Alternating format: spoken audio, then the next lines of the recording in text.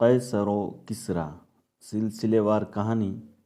دوستو، آپ سے گزارش ہے صحیح معلومات آپ تک اس یوٹیوب چینل کو زیادہ سے زیادہ سبسکرائب، لائک اور شیئر ضرور کریں۔ ولیرس نے کہا پرویز کا ظلم اس کی زندگی کے ساتھ ختم ہو چکا ہے اور اب ہم انسانیت کی تاریخ کا ایک نیا ورق الٹ چکے ہیں، لیکن مجھے ایسا محسوس ہوتا ہے کہ تم روم کی اس عظیم فتح پر خوش نہیں ہو۔ عاصم نے اپنے ہونٹوں پر ایک مغموم مسکراہٹ لاتے ہوئے کہا، شاید میں ان لوگوں میں سے ہوں جو ناممکنات پر یقین رکھتے ہیں۔ میں نے اپنی زندگی کے چند المناک واقعات کے بعد یہ سوچنا شروع کر دیا تھا کہ انسانیت کی نجات جنگ کے اختتام میں ہے۔ پھر میں نے اپنے آپ کو یہ فریب دینے کی کوشش کی تھی کہ دنیا پر ایک عظیم شہنشاہ کے غلبہ سے قبیلوں، نسلوں اور ملک کی جنگ ختم ہو جائے گی، اور میرے نزدیک وہ عظیم شہنشاہ خسرو پرویز تھا۔ لیکن مجھے معلوم ہوا کہ طاقت ایک جابر انسان کو انصاف کی طرف مائل نہیں کرتی، بلکہ اور زیادہ وہ جابر بنا دیتی ہے، اور میں پرویز کے لشکر کا ساتھ دے کر صرف اپنے انا کی تسکین کا سامان مہیا کر رہا تھا جب حادثات مجھے حبشہ کے راستے سے موڑ کر قسطنطنیہ لے آئے اور میں ایران کے ظالم حکمراں کا ساتھ چھوڑ کر روم کے مظلوم حکمراں کا طرفدار بن گیا۔ تو میری سب سے بڑی خواہش یہ تھی کہ روم اور ایران کی جنگ مزید خونریزی کے بغیر ختم ہو جائے اور کم از کم ابنائے باسفورس کے اس پار بسنے والے تباہی کے اس سیلاب سے بچ جائیں جس کی ہولناکیاں مشرقی ممالک کے باشندے دیکھ چکے ہیں۔ لیکن صلح کے لیے سین کی کوشش کامیاب نہ ہو سکی۔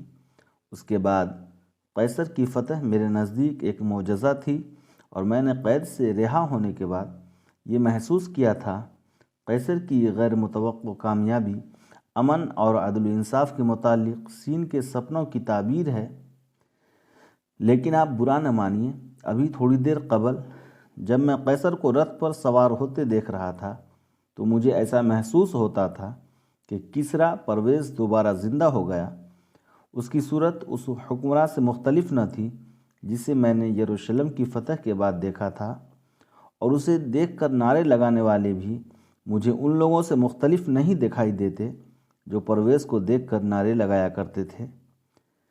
ولیرس نے قدرے برہم ہو کر کہا، تم یہ کہنا چاہتے ہو کہ قیصر اور ان کی رعایا کو اپنی فتح اور ایرانیوں کی شکست پر خوش نہیں ہونا چاہیے؟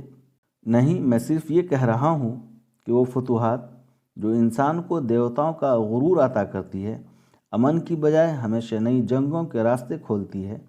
میں ایسا محسوس کرتا ہوں کہ امن کا راز کسی ایک انسان، کسی ایک قوم یا کسی ایک ملک کی دوسرے انسان، کسی دوسری قوم یا کسی دوسرے ملک پر فتح یا بالادستی میں نہیں، بلکہ تمام انسانوں پر کسی ایسے نظام کی فتح میں ہے جو طاقتور کو کمزور کی حفاظت اور نگہبانی سکھاتا ہو۔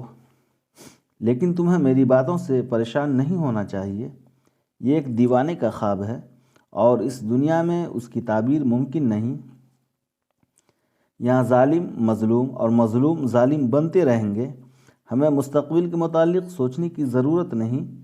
ہم اپنے حصے کے آلام و مصائب جھیل چکے ہیں، اب جنگ ختم ہو چکی ہے، اور ہمیں یہ امید رکھنی چاہیے کہ قیصر اپنی ان فتوحات پر قناعت کرے گا اور ہماری زندگی کے باقی سال امن سے گزر جائیں گے۔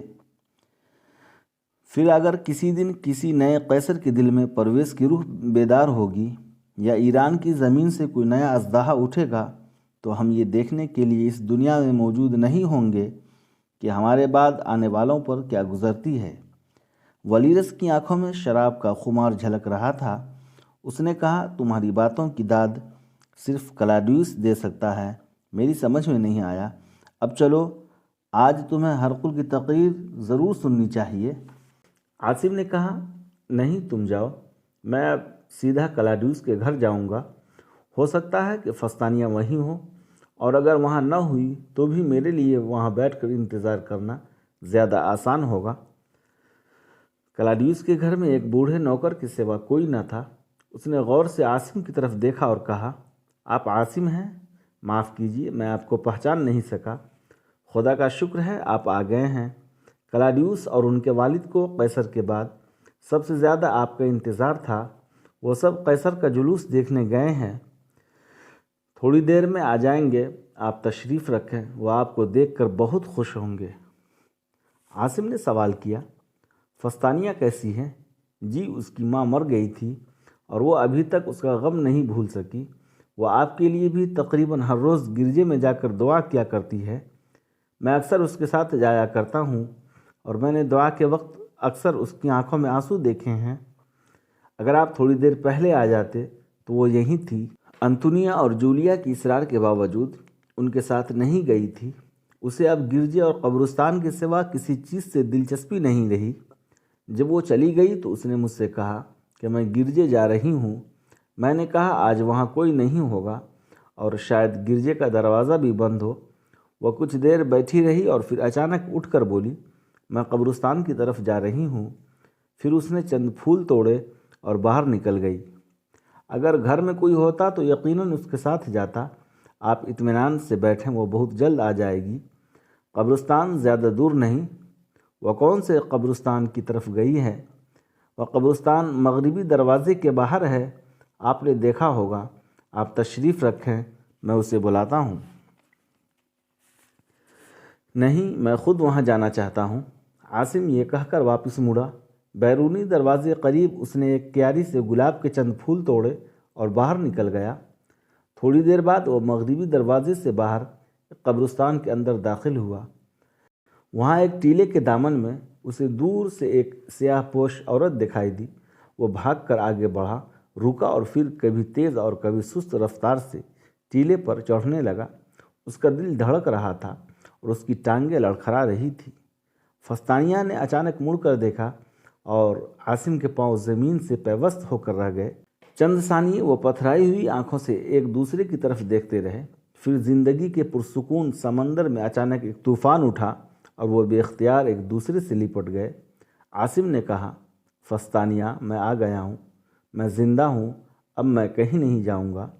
اور فستانیہ کے لرزتے ہوئے ہونٹوں سے سسکیوں کے سوا اور کوئی آواز نہ نکلی۔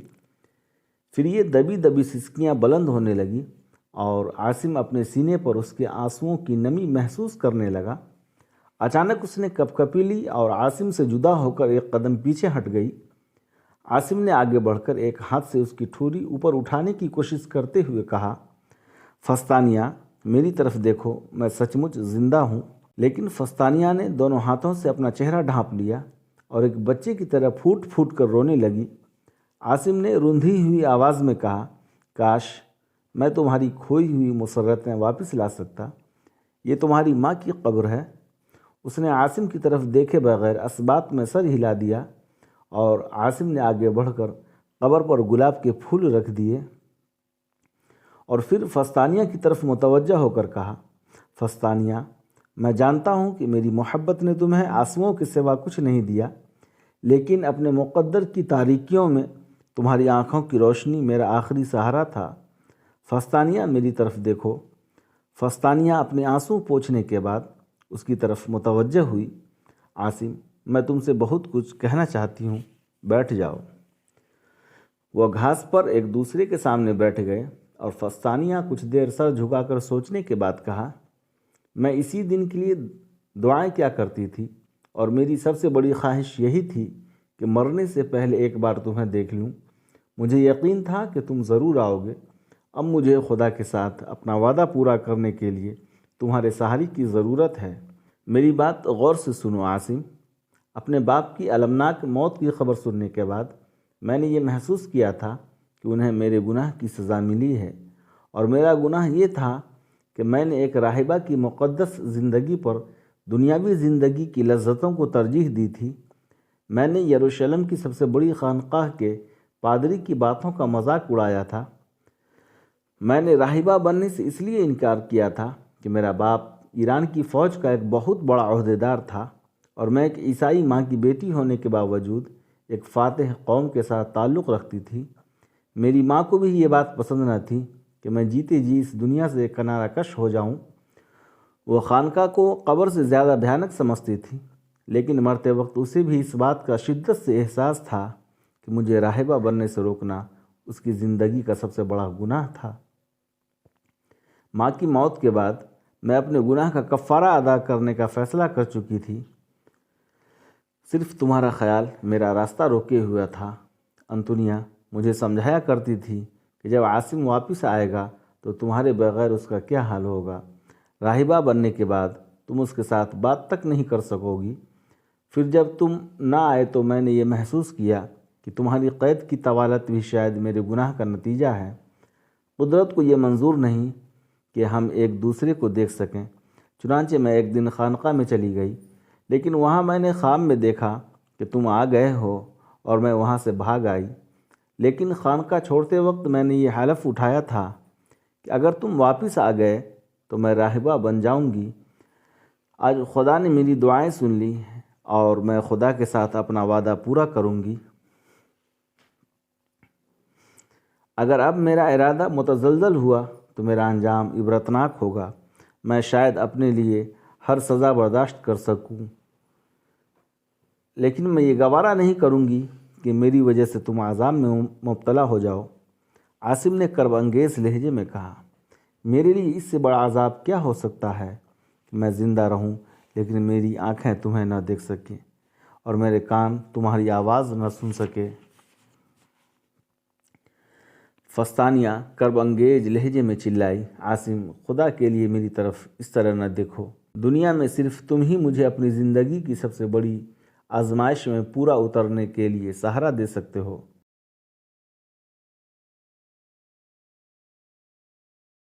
میں آج غروب آفتاب سے قبل خانقاہ میں چلی جاؤں گی، اور اس سے قبل میں تمہاری زبان سے صرف یہ سننا چاہتی ہوں کہ تم مجھے بھول جاؤ گے۔ عاصم نے کہا، ایک انسان اپنی موت سے پہلے نہیں مر سکتا، اور ابھی شاید میری موت کا وقت قریب نہیں آیا۔ فستانیہ میری بات غور سے سنو۔ قید کے ایام میں میری زندگی کا کوئی لمحہ تمہارے تصور کے بغیر نہ تھا۔ تاہم اگر مجھے اس بات کا یقین ہو جائے کہ تم میرے بغیر زیادہ خوش رہ سکتی ہو تو میں یہیں سے الٹے پاؤں واپس چلا جاؤں گا۔ اور ویرانوں میں بھٹکنا میرے لیے کوئی نئی بات نہیں، لیکن میں یہ جانتا ہوں کہ تمہاری خانقاہ کی تاریکیاں میرے قید خانے کے اندھیروں سے زیادہ بھیانک ہوں گی۔ تم سین کی بیٹی ہو اور میں تمہیں ان راہبوں کے رحم و کرم پر چھوڑ کر نہیں جاؤں گا جو انسانیت کی تذلیل کو سب سے بڑی نیکی سمجھتے ہیں، لیکن یہ تذلیل میرے گناہوں کا کفارہ ہوگی۔ فستانیہ، اس نے جوش میں آ کر کہا، تم نے کوئی گناہ نہیں کیا، اور دنیا میں کسی کو یہ حق نہیں کہ تمہیں جیتے جی قبر میں دے دے۔ میں تم سے محبت کرتا ہوں فستانیہ، اور تمہاری خانقاہ میرا دل ہے۔ تمہیں انتونیا اور کلاڈیوس نے یہ نہیں بتایا کہ خانقاہوں میں انسانوں کے ساتھ کیا سلوک ہوتا ہے۔ تم نے ان راہبوں کو نہیں دیکھا جن کی صورتیں بگاڑ دی جاتی ہیں۔ فستانیہ، مجھ سے تو ممکن ہے کہ میں کسی شہزادے کو پکڑ کر تمہارے سامنے لے آؤں اور یہ کہوں کہ یہ مجھ سے زیادہ حسین، زیادہ بہادر اور زیادہ طاقتور ہے، اور اس کی رفاقت میں تمہیں وہ راحتیں مل سکتی ہے جو مجھ جیسا غریب الدیار نہیں دے سکتا۔ لیکن خدا کی قسم، اگر یہ خانقاہوں کے راہب ہوا میں اڑ کر دکھائیں تو بھی میں یہ تسلیم نہیں کروں گا کہ وہ خدا کی طرف سے ایک حسین عورت کو مسخ کرنے کا حق لے کر آئے ہیں۔ تم جس خانقاہ میں جاؤ گی اس کے آہنی دروازے بھی میرا راستہ نہیں روک سکیں گے۔ میں اپنی بے بسی اور بے چارگی کے باوجود تمہیں یہ یقین دلا سکتا ہوں کہ تم صرف میری لاش پر پاؤں رکھ کر وہاں جا سکو گی۔ فستانیہ نے آبدید ہو کر کہا، میرا خیال تھا کہ تم مجھے حوصلہ دو گے، لیکن تم میری مشکل میں اضافہ کر رہے ہو۔ عاصم نے اس کے قریب ہو کر اس کے سر پر ہاتھ رکھتے ہوئے کہا، فستانیہ، آج تم اس لڑکی سے زیادہ نادان ہو جس نے میرے ساتھ یروشلم سے دمشق تک سفر کیا تھا، اور آج تمہیں میری رفاقت کی زیادہ ضرورت ہے۔ میں تمہارا گناہ اپنے سر لینے کے لیے تیار ہوں، تم میری ہو فستانیہ۔ فستانیہ بے اختیار عاصم کے ساتھ لپٹ گئی اور اپنا چہرہ اس کے کشادہ سینے کے ساتھ بھینچ کر بولی، عاصم، میں ہمیشہ تمہاری تھی، مجھے اپنے سینے میں چھپا لو، مجھے ایسی جگہ لے چلو جو خوف سے آزاد ہو، میں تمہارے بغیر زندہ نہیں رہ سکتی۔ میں اپنے آپ کو دھوکہ دے رہی تھی۔ اگر ہمارے مقصد میں صرف آگ ہے تو ہم ایک ساتھ کیوں نہ جلیں؟ تم میرے ہو، تم میرے ہو۔ اب مجھے کوئی خوف محسوس نہیں ہوتا۔ میں وہی ہوں جس نے تمہارے ساتھ دمشق تک سفر کیا تھا، اسی قدر کمزور اور بے بس، لیکن مجھے خوف محسوس نہیں ہوتا۔ تم یہاں کیسے پہنچ گئے؟ تم گھر گئے ہوگے اور بوڑھے نوکر نے تمہیں بتایا ہوگا کہ وہ بے وقوف لڑکی قبرستان میں گھوم رہی ہوگی۔ میں ہرقل کا جلوس دیکھنے نہیں گئی۔ مجھے ایسا محسوس ہوتا تھا کہ تم آ رہے ہو۔ وہ مسکرا رہی تھی اور عاصم کی آنکھیں آنسوؤں سے لبریز ہو رہی تھی۔ پھر وہ یکایک اٹھ کر بیٹھ گئی اور اپنے حسین چہرے پر ایک مصنوعی غصہ لاتے ہوئے بولی، تم نے یہ کیا کہا تھا کہ تم کسی شہزادے کو میرے سامنے لا کر یہ کہہ سکتے ہو کہ یہ تمہارے لیے بہتر ہے؟ کیا تم میرے شہزادے نہیں؟ عاصم نے اس کے بالوں کے ساتھ کھیلتے ہوئے جواب دیا، مجھے معلوم نہیں کہ میں کیا ہوں، لیکن میں تمہارا ہوں۔ پھر وہ ایک دوسرے کو اپنی سرگزشت سنا رہے تھے۔ سورج سر پر آ گیا تو وہ اٹھ کر چنار کی چھاؤں میں بیٹھ گئے۔ فستانیہ نے کہا، تمہیں بھوک لگی ہوگی، چلو گھر چلیں۔ مجھے اب بھوک یا تھکاوٹ کا احساس نہیں رہا، اور گھر جانے سے پہلے میں تم سے یہ پوچھنا چاہتا ہوں کہ تمہیں ایک ایسے آدمی کی بیوی بننا منظور ہے جسے یہ دنیا تمہاری محبت کے سوا کچھ نہیں دے سکتی؟ فستانیہ نے جواب دیا، کیا اب یہ سوال بے معنی معلوم نہیں ہوتا؟ عاصم نے کہا، فستانیہ، میں یہ پوچھنا چاہتا ہوں کہ ہماری شادی کب اور کہاں ہوگی، اور اس کے بعد تم کہاں رہنا پسند کرو گی؟ میں صرف یہ جانتی ہوں کہ یہ باتیں تم مجھ سے بہتر سوچ سکتے ہو۔ عاصم بولا، اگر میں یہ کہوں کہ ہمیں آج ہی شادی کر لینی چاہیے تو؟ فستانیہ نے جواب دیا، عاصم، میں راہبہ بننے کی قسم توڑ چکی ہوں۔ اب اگر تم کلاڈیوس کے گھر جا کر یہ اعلان کر دو کہ ہماری شادی ہو چکی ہے تو بھی میں شرم محسوس نہیں کروں گی، لیکن مجھے اندیشہ ہے کہ تمہاری آمد کی اطلاع ملتے ہی خانقاہ کے راہب میرے پیچھے پڑ جائیں گے، اور ان کے عتاب کے خوف سے شہر کا کوئی پادری ہماری شادی کی رسومات ادا کرنے پر آمادہ نہیں ہوگا۔ ہمارے خلاف عام لوگوں کو مشتعل کرنے کے لیے ان کا یہ کہہ دینا کافی ہوگا کہ میں عیسائی ہوں اور تمہارا مذہب مجھ سے الگ ہے۔ کاش میں یہ کہہ کر ان کا منہ بند کر سکتی کہ تم قسطنطنیہ کے تمام عیسائیوں سے بہتر ہو۔ عاصم نے کہا، عرب میں میرا مذہب چند ایسی مضحکہ خیز رسومات کا مجموعہ تھا جنہیں میں اب بیان کرتے ہوئے بھی مجھے شرم محسوس ہوتی ہے۔ ہم حضرت ابراہیم علیہ السلام کے رب کو ماننے کے علاوہ کئی اور خداؤں کے بتوں کی پوجا کرتے تھے، اور ان خداؤں کے ساتھ ہماری عقیدت کی سب سے بڑی وجہ یہ تھی کہ ہم لوٹ مار، قتل و غارت اور دشمن قبائل سے اپنے قبیلے کی طاقت لوہا منوانے کے لیے ان کی مدد کی ضرورت محسوس کرتے تھے۔ میں بھی یثرب کے دوسرے لوگوں کی طرح منات کی بت کی پوجا کیا کرتا تھا۔ یہ ایک بے جان پتھر تھا، لیکن میں یہ سمجھتا تھا کہ یہ مجھے اپنے دشمن قبیلے کو مغلوب کرنے اور اپنے عزیزوں کے قاتلوں سے انتقام لینے کی قوت ادا کر سکتا ہے۔ اب اپنے قبیلے سے محبت، اطاعت اور وفاداری کے تمام رشتے توڑنے کے بعد عرب کے تمام بڑے اور چھوٹے خداؤں کے ساتھ بھی میرے رشتے ختم ہو چکے ہیں۔ اب مجھے کسی کا خون بہانے کے لیے ان کی مدد کی ضرورت نہیں۔ تم یہ کہہ سکتی ہو کہ اب میرا کوئی مذہب نہیں۔ مجھے کسی ایسے دین کی تلاش تھی جو انسان کو دوسرے انسان، ایک قبیلے کو دوسرے قبیلے یا ایک قوم کو دوسری قوم کے ظلم سے بچا سکتا ہو۔ اپنا وطن چھوڑنے سے قبل میں مکہ میں نبی صلی اللہ علیہ وسلم کے ظہور کے متعلق سنا کرتا تھا، لیکن میرے لیے یہ بات ناقابل یقین تھی کہ عرب کے صحرا سے کوئی چشمہ پھوٹ سکتا ہے۔ لیکن اس نبی کی ایک بات میرے لیے حیران کن ہے۔ جب کسریٰ پرویز کا غرور اور قیصر کی بے بسی اپنی انتہا کو پہنچ چکی تھی تو میں نے یہ سنا تھا کہ اس نے رومیوں کی فتح اور ایرانیوں کی شکست کی پیش گوئی کی ہے۔ مرتے وقت تمہارے باپ کو اس پیش گوئی کی صداقت کا یقین تھا۔ میں نے اس نبی صلی اللہ علیہ وسلم کو نہیں دیکھا، لیکن میں عرب کے حالات سے واقف ہوں۔ وہاں کسی ایسے دین کا پنپنا ممکن نہیں جو انسانیت کی بھلائی چاہتا ہو۔ ممکن ہے کہ مکہ کا نبی صلی اللہ علیہ وسلم غیب کے حالات جانتا ہو، لیکن اگر وہ ساری دنیا کو سلامتی کا پیغام دینے کی بجائے صرف عرب کے قبائل کے درمیان نفرت کی دیواریں مسمار کرنے میں کامیاب ہو گیا تو بھی میں اسے انسانی تاریخ کا ایک عظیم ترین معجزہ سمجھوں گا۔ بظاہر ہماری زندگی میں ایسا وقت نہیں آ سکتا کہ عرب کے ظلمت کدے سے کوئی روشنی نمودار ہو، مشرق اور مغرب میں پھیل جائے، لیکن اگر یہ ہوا تو ایسے دین کا جھنڈا اٹھانا اپنی زندگی کی سب سے بڑی سعادت سمجھوں گا۔ سردست میرے لیے تمام مذاہب ایک جیسے ہیں، اور اگر میری عیسائی کہلانے سے تمہاری الجھن دور ہو سکتی ہے تو مجھے کوئی اعتراض نہیں۔